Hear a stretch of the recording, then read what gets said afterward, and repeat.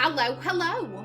My name is Kallista, and welcome back to NieR Replicant.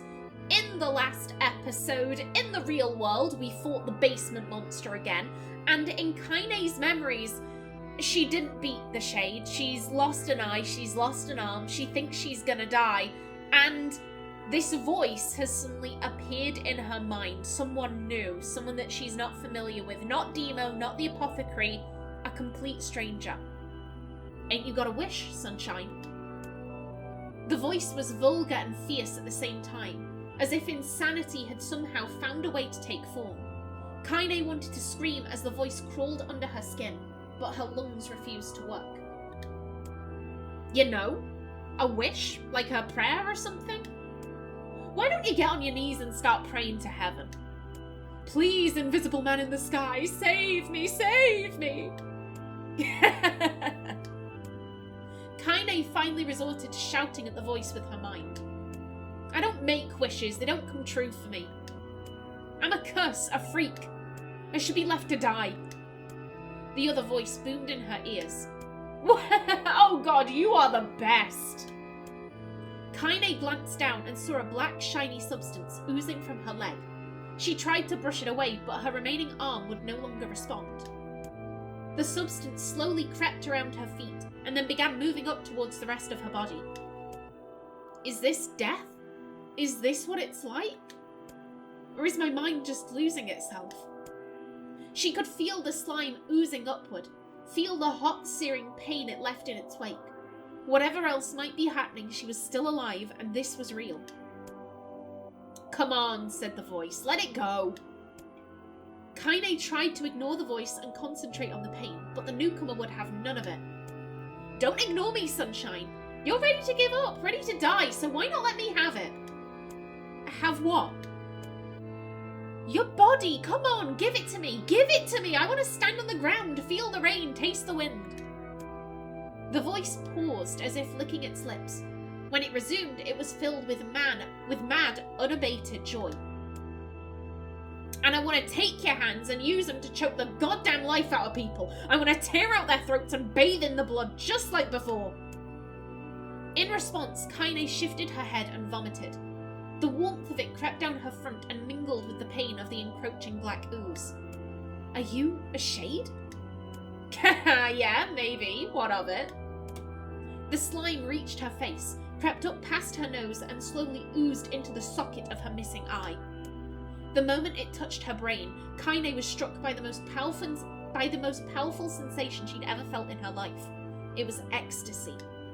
She wanted to scream with delight, but all she could manage was a small whispered moan. Feels good, don't it? Asked the voice with a chuckle. Yeah, what can I say? I know how to please the ladies. Now give me that body. Come on, give me the body and I'll give you more of this feeling. It's a fair trade. A black lump began to protrude from Kaine's side. As she watched, it grew longer and thicker, eventually taking the form of her missing arm. I can see better, she thought. My eye must be growing back too. The slime reached up to envelop the rest of her face, but she managed to brush it away. Stop, she whispered, marveling at how she had regained her voice. Stop. The black ooze hesitated, as if considering this request, then quickly shimmered down her body before disappearing in a cloud of smoke. Ah, what the hell, sunshine? Screamed the voice. We had a deal. I thought you wanted to die. Grandma said, can't die yet. A brief image of her grandmother, bloodied and broken, flashed before her eyes. She saw the shade that had killed her and heard its mocking laughter, then closed her eyes and forced the image from her mind. Her whole body was quaking with rage. When she opened her eyes again, they were burning bright red. That thing took my grandmother. I have to kill it before I die. Kaine glanced down and saw a mysterious pattern. The pattern of the shades burn itself into her left arm. Well, I'll be damned, said the voice cheerfully. Look at that, sunshine. I think you and me are going to be good friends now. Kaine stared intently at her arm. The more emotional she felt, the more the letters seemed ready to puncture her skin and begin infecting the rest of her body. The arm clearly had a will of its own now. Stop. Gotta stop. Holding her left arm in her right, Kaine took a deep breath and tried to calm herself. Come on, don't fight it, pleaded the voice. Hate's my favourite dish and I'm hungry. Let it go. Feel the anger burn with the fire of revenge. Thirst for blood, then go out there and... Shut up! Shut up and get the hell out of my body! Your body? Oh, that's rich, Sunshine, real rich. Look, why don't you just give up and die so that I can have this body all to myself? What do you say? I bet those buddies of yours in the area would love to see you dead. Kaine grabbed a nearby shard of glass and tried to saw off the shade-infected portion of her side. Before she could, her darkened left arm grabbed her right wrist, crushing it. Kaine screamed and dropped the shard as the sound of bone crunching on bone filled the air. Stupid idiot girl, you're possessed now, Sunshine, and there ain't no going back. The voice laughed again, a loud, long wail that seemed to go on without end. Possessed? Whispered Kaine. Yeah, possessed. You and me? We got what you might call a timeshare arrangement. Remember how folks used to think you were a freak? Well, wait till they get a load of you now. Kaine looked up, tears in her eyes. The sky seemed smaller somehow, darker. Is this because of that shade? Is this how they see the world? So, listen, purred the voice. I know this whole possession thing seems a bit sudden, but it ain't all bad. There's plenty in it for you too. I'm a very powerful creature, Sunshine, and now that power belongs to you. You've got enemies? People you want to kill? I can make it happen. That little fat kid who kept picking on you, that big old shade that squashed your granny, we'll wrap them up in their own arseholes. No more abuse for you, Sunshine. No more pain. Wait, said Kaine. You're a shade. Why would you help me kill another shade? What, you think I'm some kind of racist? Some kind of killing snob? I don't give a good goddamn who you murder, honey pants. I just want to drink from the well. Kaine considered this as she struggled to her feet, the power of the shade coursing through her. The smoke from her house was drifting away with the wind, and she enjoyed the way the cool evening breeze felt on her new left arm. After a long pause, the voice spoke up again. So, how about it? You and me. We could have some good times together. Look, I'll even take care of the bloody part if you don't want it. Fuck off, asshole, muttered Kaine. I'll handle the killing. Screamed the voice. Look at you go! Oh, Sunshine, we're gonna have so much fun. So listen, my name's Tyrann. I'm gonna assume that's Tyrann. So listen, my name's Tyrann, and if you ever need me, I'll just be hanging out in this piece of meat you call a heart. Now get to it. The more you kill, the more your heart turns rotten and sour. And I like rotten and sour. Kaine found herself nodding at the voice. Yeah, she said. Yeah, I think this can work. I'm gonna find that shade, and I'm gonna strangle it with its own guts. And when I'm done, I'm gonna do the same to you, Tyrann. Count on it. Ha, laughed Tyrann. I've shit bigger than you, so good luck with that. Oh, and hey, one more thing. Right now, you and me are sharing this body, but if you ever run out of hay, if you ever, go soft, then I'm gonna take over everything. So keep on killing, Sunshine, and watch your back. The voice grew fainter and gradually faded away, fading to somewhere deep inside Kaine herself. Kaine waited until she was sure the voice was gone, then waved her new left arm around a few times. It feels perfectly normal, she thought. It feels like mine. Desperately, she began poking and prodding at the new limb, determined to find something wrong with it. She didn't want it to feel normal. That would mean the creature inside her had already won. I'm not a shade. I am Kaine. Repeating this mantra in her mind, she slowly began digging through the rubble of her house, being careful to ignore a certain red-stained spot in the corner. Finally, after what seemed like an eternity of heartbreaking work, she found what she was looking for. I was gonna say, I remember that in her hut she had a wreath of lunar tears. It was the wreath of Lunatia's. Though it had been through hell and back, the garland's petals were as bright as ever. Kaine started to place it in her hair, then slowly lowered the wreath and stared at it. I'm sorry, Ronwa. I'm so sorry.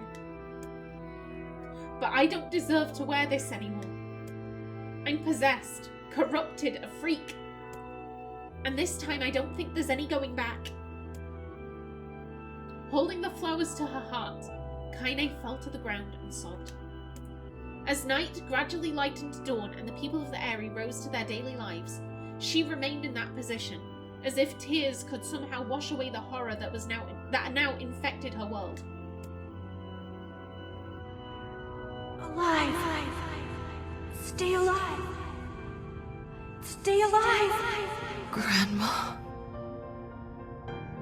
Kaine, you gotta live! You gotta come back to us!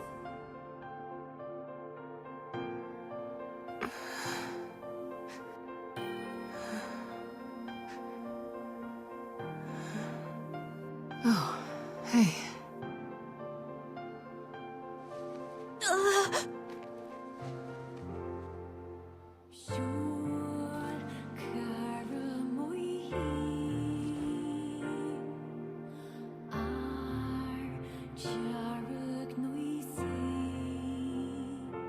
Emil, you were the one calling me, weren't you?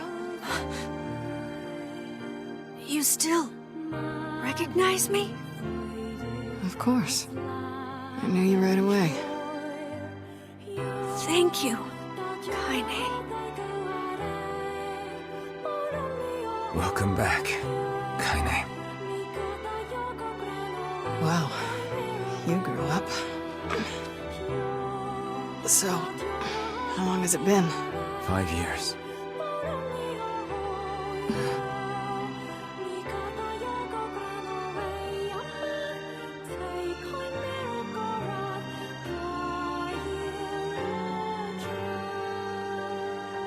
Shit. That's a long time.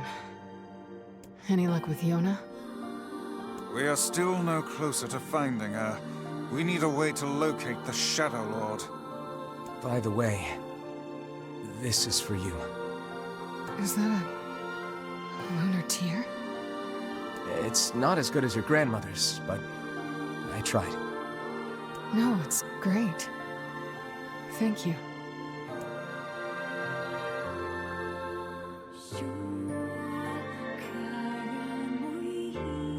Kaine waking from her long petrified sleep. Emil's unflagging kindness. Our reunion was a happy one, and we let it wash over us like rain. That is, until Devila and Popola had to go and ruin it all.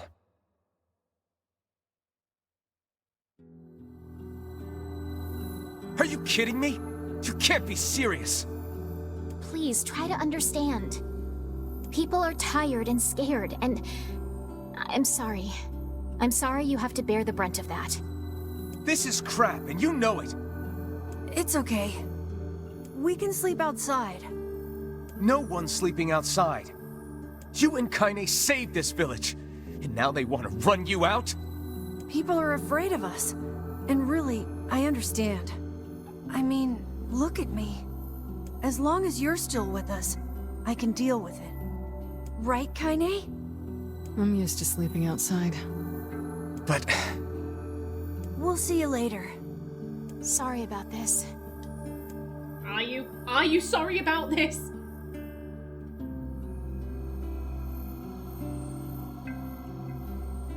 What is the matter? Kaine always sleeps outside. I never thought about that until just now. Never even occurred to me. Damn it. We should turn in.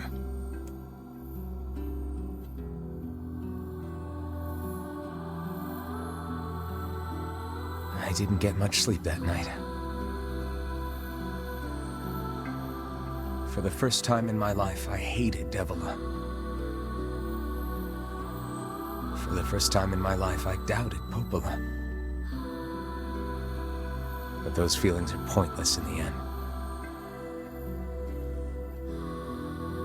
They said and did what they did for the sake of the village. To protect it from the horror of the Shades.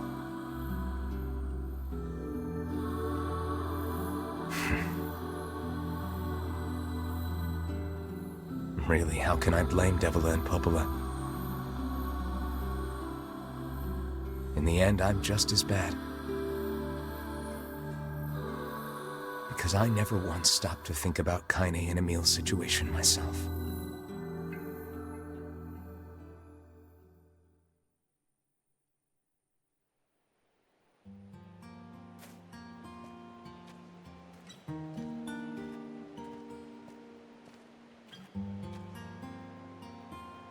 I should apologize to Kaine and Emil. But what good would that even do? This is new. This is new. I got a fire going, Kaine. Wait, is that? Campfires are weird.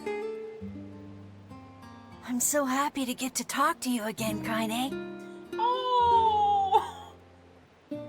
I'm so glad we get to see this! Yeah, me too. I tried everything I could think of to save you, you know. I polished you with a special cloth. I poured warm water over you. Wait, you poured water on me?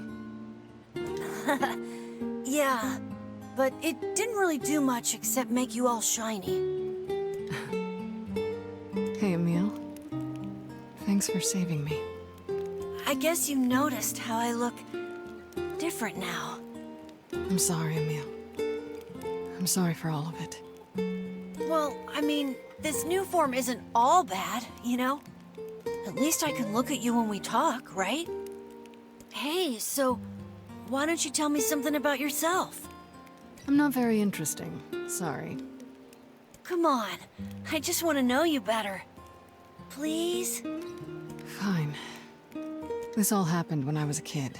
Before the whole shade possession thing. My body is different. And when the villagers found out about it, they started treating me like a freak. But one person, my grandmother, accepted me just as I was. No matter how bad things got, she gave me the strength to keep going. She's really special to you, huh? Yeah. Oh, hey! That gives me an idea. Since we cured your petrification, we should start looking for a way to cure your possession in my body. I know we can do it if we all work together. Heck, it'll probably be super easy. Oh, Emil, bless you. Bless your optimism. Let me guess. More warm water? Okay, can we just forget I told you about that?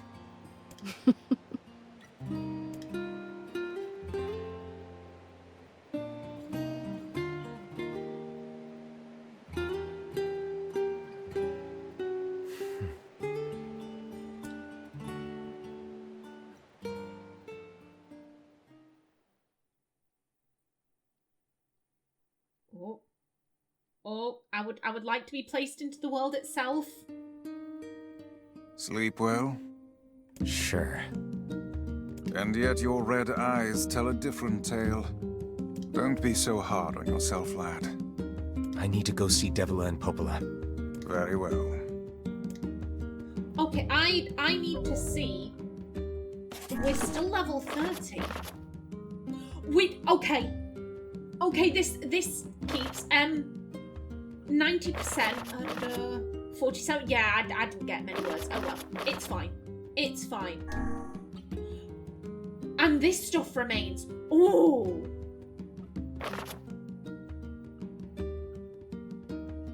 Okay. And the upgrades keep us. Oh, I like that. Thank you. Thank you. Okay. Okay. So this is seeming like, okay, you're gonna go through Act 2 again, but this time you're gonna get more information. We may be gonna see more scenes between Kaine and Emil. We might get some more insights into Kaine's backstory. Okay. Okay. Let me. I need to look at everything.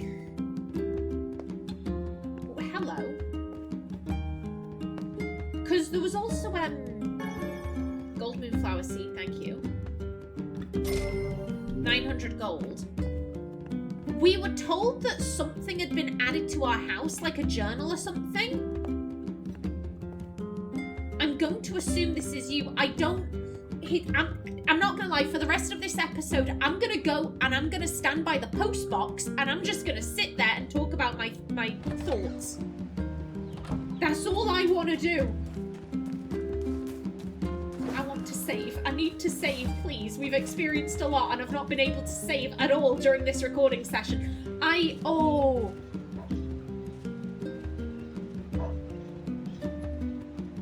So it does sound to me like they're setting up that Kaine is trans. That she was born male and then, you know, presumably quite early on into her life she realised, I'm a little girl. And her parents were like, hey, you're our daughter now, like, we just accept you. And then the area there being like, oh, a girl with a penis? Oh, rabble. Now, here's my thought. So everything we learned at the end of Ending A, with the replicants and the gestalts and this, that, and t'other. So we know that... Okay, so we know that each gestalt / shade has a corresponding body. However, those bodies, the replicants, they began becoming self-aware. So if Tyrann is the actual person who should have Kaine's body, and obviously Tyrann is a dude, so, you know, Kaine, also born a dude. However, Kaine has developed sentience, sapience, whatever you want to call it. She has her own, you know, kind of free will. And so that's,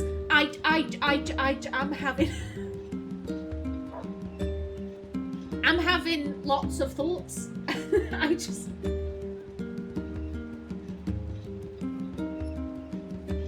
This is cool. This is cool. I'm very quickly gonna save. Yes, please. Lovely.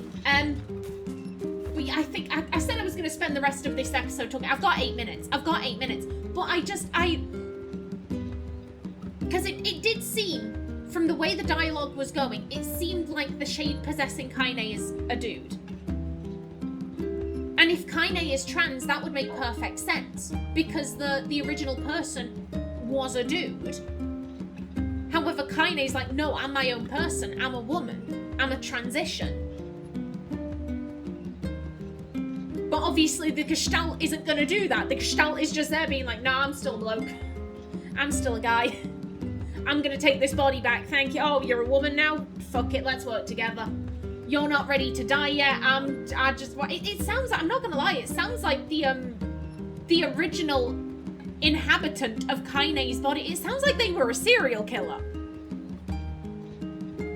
When they were saying, when Tyrann was saying like, oh yeah, I'm gonna start killing again, it's gonna be great. So it seems like the original Kaine was some serial killer guy, and then this Kaine, again, the replicants are developing free will. So yeah, she's still really violent, but she's also her own woman. And this is gonna be interesting. This is gonna be interesting. I want to see. That's a thought. I should talk to Devila first. Okay. I want to see if the room with all of the trophies is still complete, or if that's been wiped out now. Hey. Oh, hi. I kinda thought you'd never talk to us again. I understand you're doing this for the village, and that you don't have a choice. Pretty much, yeah. But look, why don't you go talk to Popola? I think she wanted to discuss the Shadow Lord with you. I'm headed there next. Oh, and Devila? Yeah? Sorry about yesterday. I shouldn't have lost my temper like that. You don't need to apologize.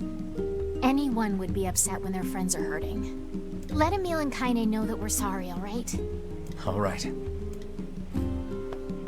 Okay. So I get how closely is this gonna stick to what we did before? I mean, here's the thing, if it is literally just you go through Act 2 again, I'm gonna be able to fly through this. I'm gonna be able to fly through this because I've already done all of the side quests, so I don't have to worry about like, okay, I need to make sure I've got this done before the end of the game. I can literally just focus like main quest, main quest, main quest. The only thing I've actually got to focus on is the weapon collection. We're up to 90%, which is great. We just need, I would assume we've probably got maybe like 3 or 4 weapons left. We just need to find the remaining few weapons. That's it. That's all I've got to focus on. Besides that, we can just blitz this.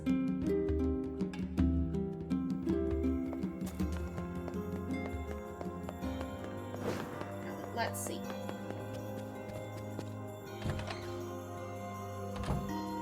What is the purpose of this place? Beats me. Maybe it's Popola's hobby corner. Okay, so no. No, the trophies we collected aren't here. Got it. It was worth checking. It was worth checking. Actually, you know what? You know what? I'm just about out of time for this episode, and I'm worried about Kaine having another flashback and it being a load of dialogue because I don't have much more time to record this evening. So you know what? I'm gonna stop here. I'm gonna stop here, and in the next episode we can go talk to Popola. But until then, please remember to like if you enjoyed, leave a comment below, and if you wanted to subscribe, it would be very much appreciated. A special thanks to my channel members such as SM2K. I've been Kallista. Thanks for watching, and see you in the next episode.